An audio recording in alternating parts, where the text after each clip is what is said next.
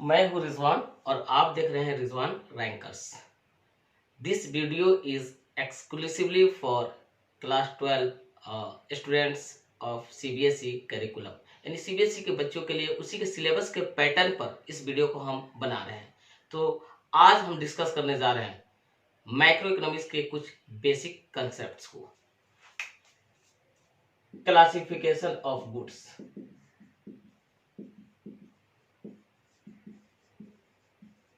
Goods का classification,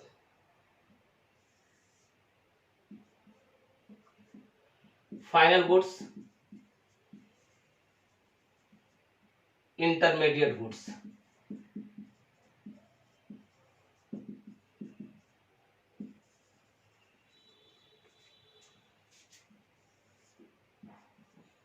consumer goods, capital goods.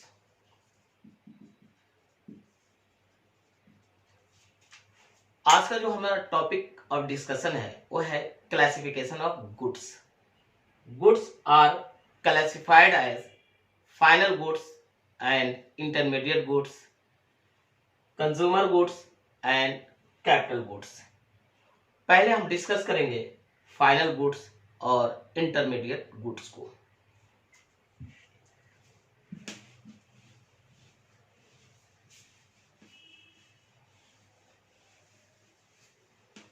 Final goods,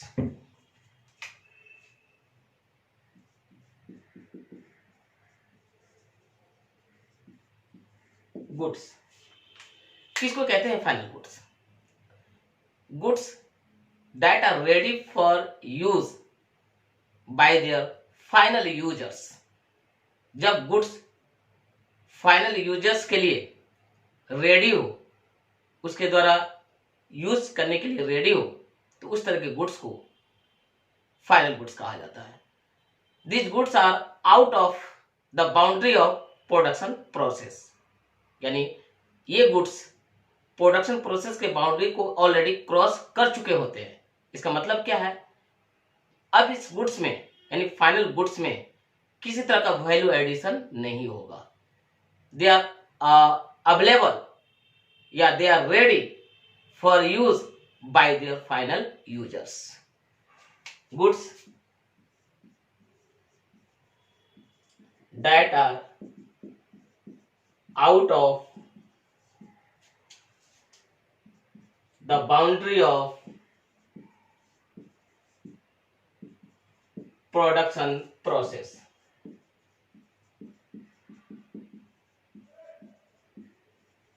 and ready for use by their final users। ये sentence final goods के बारे में दो चीजें बोलता है। Goods that are out of boundary of the production process, मतलब ये है ये गुड्स प्रोडक्शन प्रोसेस से अब बाहर निकल चुके हैं, मतलब अब इसमें किसी तरह का वैल्यू एडिशन नहीं होगा। दे आर जस्ट अवेलेबल यानी रेडी फॉर यूज। अब ये अपने फाइनल यूजर्स के द्वारा यूज करने के लिए रेडी मोड में है, यानी अब इनका यूज फाइनल यूजर्स के द्वारा होगा। तो इस तरह के गुड्स को फाइनल गुड्स कहा जाता है, यानी गुड्स जो कि बाउंड्री है प्रोडक्शन प्रोसेस का, वहां से वो क्रॉस कर चुके हैं, निकल चुके हैं, यानी इसको दूसरे शब्दों में बोले, in other words, no value is to be added to such goods. They are already in a position to be used by their final users। अब सवाल है कि फाइनल यूजर्स कौन है? तो फाइनल यूजर्स दो कैटेगरी में बटे हुए हैं। फाइनल यूजर्स ये दो कैटेगरी में बटे हुए हैं। एक है कंज्यूमर और दूसरा है प्रोड्यूसर्स। यानी दो तरह का आपका फाइनल यूजर्स हैं। फाइनल यूजर्स कंज्यूमर्स हो सकते हैं या फिर प्रोड्यूसर हो सकते हैं। इस बेसिस पर फाइनल गुड्स को कहा जाता है फाइनल कंज्यूमर गुड्स और फाइनल प्रोड्यूसर गुड्स। आइए अब समझते हैं कि फाइनल कंज्यूमर गुड्स क्या है और फाइनल प्रोड्यूसर गुड्स क्या है। तो सो आप इसको समझ गए होंगे। गुड्स को यानी फाइनल गुड्स को डिफाइन किया गया है, वो गुड्स जो प्रोडक्शन प्रोसेस के बाउंड्री से बाहर निकल चुके हैं, यानी अब उसमें कोई वैल्यू एडिशन नहीं होगा। They are ready for use by their final users. Final users can be consumers और producer. On the basis of this classification, final goods are classified as final consumer goods and final producer goods.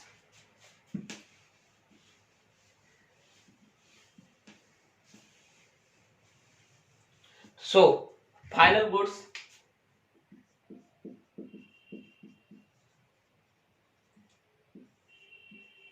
final consumer goods। दूसरा final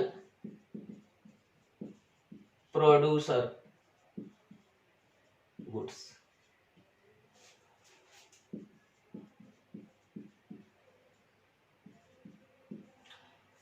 final consumer goods, these goods are ready for use by consumers for the satisfaction of their wants. These goods are ready for use by final consumers for satisfaction of their wants. And these goods are ready for use by final consumers for the satisfaction of their wants. ये goods final consumers के लिए available हैं use करने के लिए, यानी final consumers इस goods को अपने सेटिस्फेक्शन को मीट करने के लिए, अपने सेटिस्फेक्शन अपने वांट्स को सेटिस्फाई करने के लिए इस गुड्स को यूज करता है। जैसे एक रिटेल शॉप में कोई टी शर्ट है फॉर सेल, यानी किसी रिटेल शॉप में T shirt in a retail shop for the purpose of resale.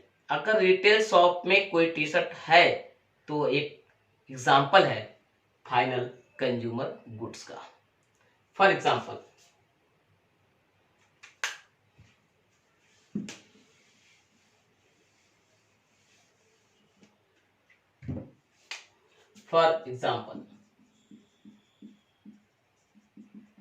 a t-shirt in a retail shop। Retail shop में कोई टी शर्ट है, वो एग्जांपल है फाइनल कंज्यूमर गुड्स का, क्योंकि ये टी शर्ट में अब कोई वैल्यू एडिशन नहीं होगा। ये टी शर्ट प्रोडक्शन प्रोसेस के बाउंड्री से बाहर निकल चुका है। जस्ट इसका जो फाइनल कंज्यूमर है, जो फाइनल यूजर है कंज्यूमर, वो जाएगा, इसको परचेज करेगा और आकर अपना वांट्स को सेटिस्फाई कर लेगा। दूसरी तरफ फाइनल प्रोड्यूसर गुड्स है। ये goods are ready for use for their final users to be used as a fixed asset in the process of productions। यहाँ पर जस्ट फाइनल जो यूजर था कंज्यूमर्स अपना रिक्वायरमेंट्स को, अपने नीड्स को सेटिस्फाई कर लिया, लेकिन यहाँ पर जो फाइनल यूजर्स है यानी जो प्रोड्यूसर है, ये गुड्स को लाता है, अब गुड्स को नॉर्मली फिक्स एसेट के रूप में यूज करता है प्रोडक्शन प्रोसेस में। जैसे अगर कोई फार्मर है, किसान है, और एक ट्रैक्टर खरीद कर ले जाता है और अपने प्लॉट ऑफ लैंड पर उससे यूज कर कर फर्दर कल्टीवेशन करता है, प्रोडक्शन करता है, तो वो ट्रैक्टर फाइनल प्रोड्यूसर गुड्स के कैटेगरी में आएगा। Goods that are ready for use by their final producers for their final users called producers। to be used as fixed assets in the production process.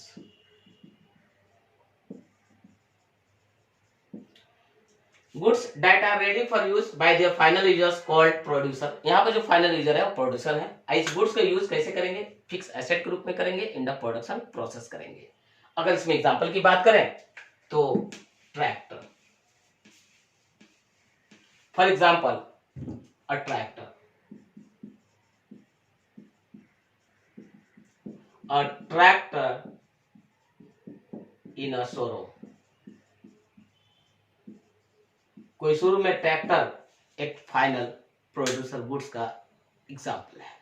तो आपको final consumer goods और final producer goods समझ में आया होगा। यानी जब कोई गुड्स प्रोडक्शन प्रोसेस के बाउंड्री से बाहर निकल चुका है, यानी अब फर्दर उसमें कोई वैल्यू एडिशन नहीं होगा, यानी इनफैक्ट वो गुड्स अब रेडी फॉर यूज है बाय देयर फाइनल यूजर्स। वो फाइनल यूजर्स कंज्यूमर्स भी हो सकते हैं, प्रोड्यूसर्स भी हो सकते हैं। कंज्यूमर जब लाते हैं तो अपने वांट्स को सेटिस्फाई कर लेते हैं यूज कर, और जब प्रोड्यूसर लाते हैं तो उसको फिक्स एसेट के रूप में यूज करते हैं प्रोडक्शन प्रोसेस में। तो final goods are classified as final consumer goods and final producer goods. और फाइनल कंज्यूमर गुड्स पर जो खर्चा होता है उसको कंजम्पशन एक्सपेंडिचर, और फाइनल प्रोड्यूसर गुड्स पर जो खर्चा होता है उसको इन्वेस्टमेंट एक्सपेंडिचर। तो total expenditure is consumption expenditure plus investment expenditure.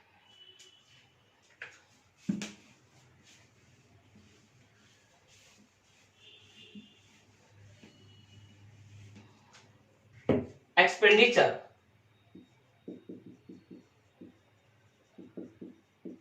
on final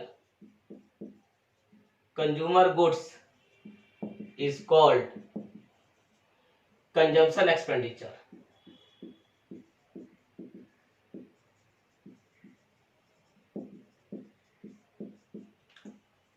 Expenditure on final producer goods is called investment expenditure.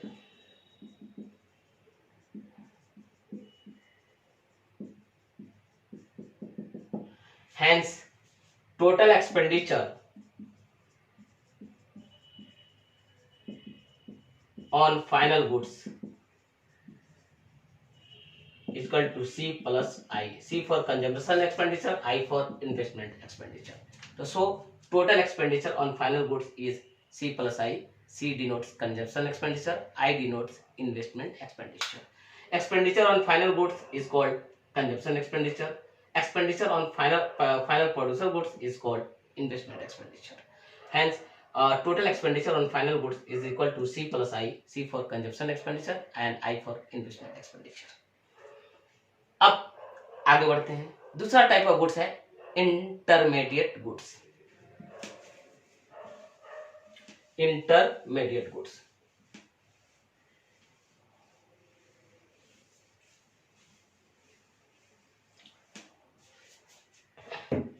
Intermediate goods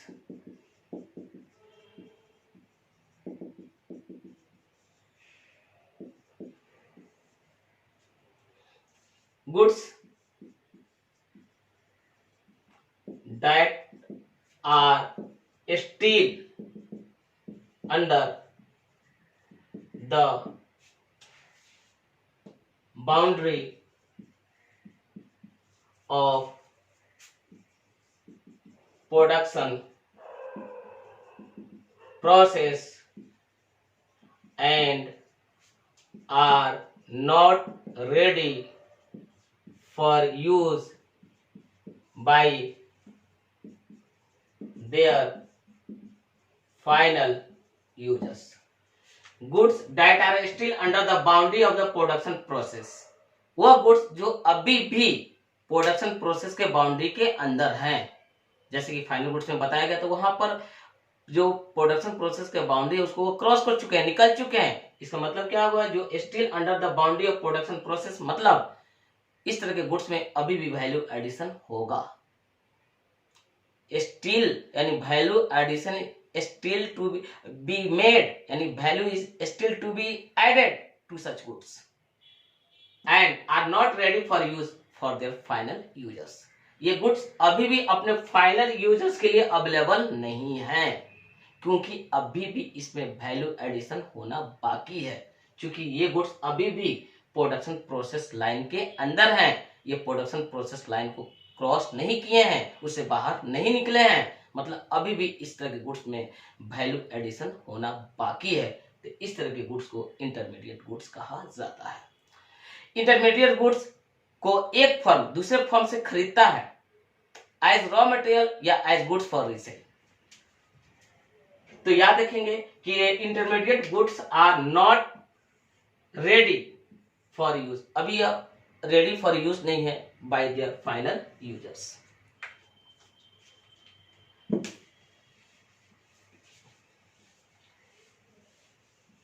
These goods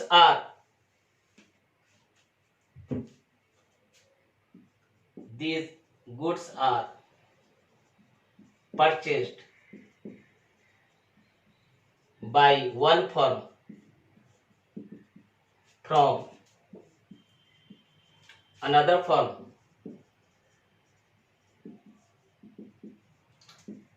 as raw materials या as goods for resale. These goods are purchased by one firm from another firm as raw materials या as goods for resale।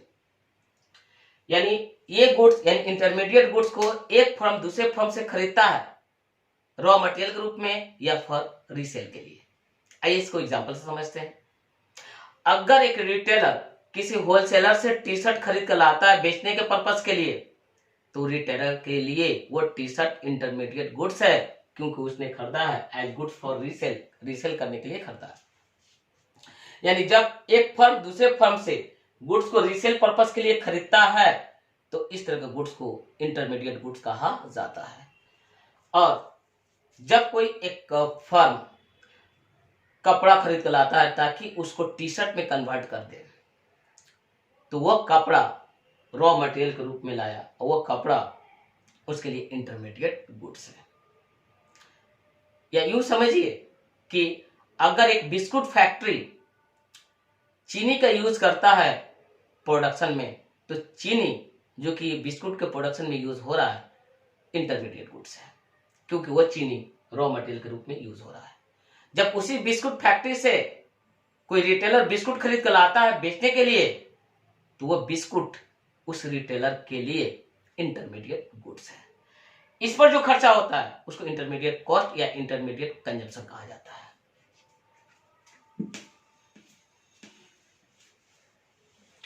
Expenditure on intermediate goods is called expenditure on intermediate goods is called intermediate cost या intermediate consumption। यानी intermediate goods पर जो खर्चा होता है उसको intermediate cost या इंटरमीडिएट कंजप्शन कहा जाता है। अब सवाल उठता है कि क्या कोई गुड्स को हम डायरेक्टली बोल सकते हैं ये फाइनल गुड्स है या फिर इंटरमीडिएट गुड्स है? तो कोई गुड्स इंटरमीडिएट गुड्स है कि फाइनल गुड्स है, ये डिपेंड करता है उसका एंड यूज क्या है। यानी एंड यूज ही डिसाइड करता है कि कोई गुड्स इंटरमीडिएट गुड्स है या फिर फाइनल गुड्स है। अगर गुड्स का यूज उसके फाइनल यूजर के द्वारा हो रहा है, फाइनल यूजर के द्वारा हो रहा है टू सेटिस्फाई देयर रिक्वायरमेंट्स या as fix asset in to be used in the production process, तो वो फाइनल गुड्स है। अगर उसका यूज रॉ मटेरियल के रूप में किया जा रहा हो या फिर एज गुड फॉर रीसेल के लिए किया जा रहा हो तब तो इंटरमीडिएट गुड्स है। अगर एग्जांपल का तौर पर देखें, चीनी अगर हाउस होल्ड यानी किसी घर में यूज हो रहा है तो वो फाइनल गुड्स है, क्योंकि वो उसका फाइनल यूजर के द्वारा हो रहा है। लेकिन वही चीनी अगर किसी बिस्कुट फैक्ट्री में यूज हो रहा है तो वो इंटरमीडिएट गुड्स है। तो so we can say that कि अगर आप एक्सप्रेसली ये नहीं बता सकते हैं कि कौन गुड्स कौन सा गुड्स किस कैटेगरी में आएगा। कोई गुड्स, एक ही गुड्स कभी फाइनल गुड्स बन सकता है, कभी इंटरमीडिएट गुड्स बन सकता है। डिपेंड करता है कि उसका एंड यूज क्या है, यानी एंड यूज ही डिसाइड करेगा कि वो गुड्स फाइनल गुड्स की कैटेगरी में आएगा कि वो इंटरमीडिएट गुड्स के कैटेगरी में आएगा। आगे अब आप देखते हैं कि फाइनल गुड्स और इंटरमीडिएट गुड्स के में क्या डिफरेंस है। आइए देखते हैं फाइनल गुड्स और इंटरमीडिएट गुड्स। जैसे कि मैंने बताया कि final goods are ready for use by their final users while intermediate goods are still not ready for use by their final users. Final goods are already out of the boundary of the production process, यानी no value is to be added to such goods, जबकि while intermediate goods are still within the boundary of the production process, it means that value is still to be added to such goods. Okay, अब आके देखते हैं कि दोनों में difference क्या है। एक तरफ हो गया आपका फाइनल गुड्स और दूसरी तरफ हो गया आपका इंटरमीडिएट गुड्स। दोनों में अंतर हम लोग देखते हैं, इंटरमीडिएट गुड्स और फाइनल गुड्स में क्या डिफरेंस है। They are ready for use by their final users, ये अपने फाइनल यूजर्स के लिए अवेलेबल है। They are not ready for use by their final users। देखिए फाइनल गुड्स और इंटरमीडिएट गुड्स में क्या पहला डिफरेंस होगा, they are ready for use by their final users, they are not ready for use by their final users।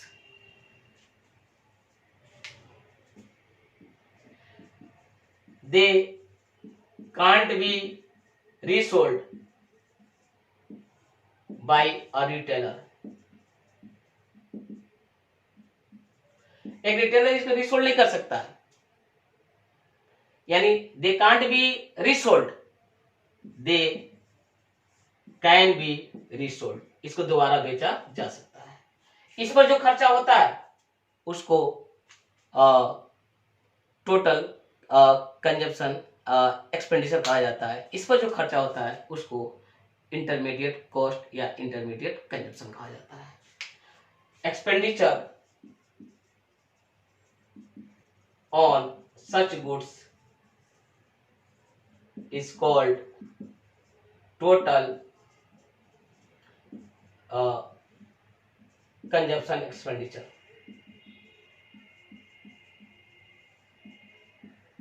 यहां पर जो होगा expenditure on such goods is called intermediate cost. Intermediate cost कहा जाएगा। No value is to be added, no value यानी ready for use, not ready for use, can't be resold, can be resold, ये इस पर जो खर्चा होगा वो total consumption expenditure, intermediate consumption expenditure. आइए और देखते हैं।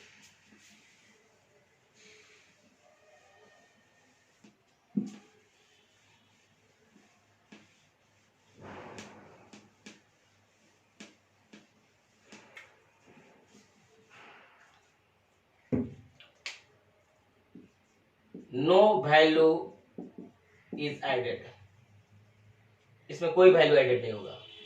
Value is still to be added, अभी भी वैल्यू इसमें ऐड होगा।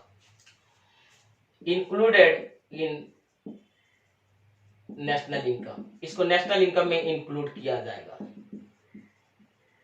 Not included in national income, इसका इंक्लूजन नेशनल इनकम में नहीं होगा, यानी इंटरमीडिएट गुड्स को नेशनल इनकम में इंक्लूड नहीं किया जाता है और फाइनल गुड्स को नेशनल इनकम में इंक्लूड कर दिया जाता है। तो सो आपने देखा कि फाइनल गुड्स के केस में कोई वैल्यू एडिशन नहीं होगा, जो होना था हो चुका है। इंटरमीडिएट गुड्स के केस में अभी भी वैल्यू एडिशन की गुंजाइश है, क्योंकि वो बाउंड्री लाइन, जो प्रोडक्शन प्रोसेस का बाउंड्री लाइन है, उसको क्रॉस नहीं किया है। Final goods are included in national income while intermediate goods are not included in national income. तो I hope you must have enjoyed this video, and I would request you to subscribe this channel, like and share. Thank you.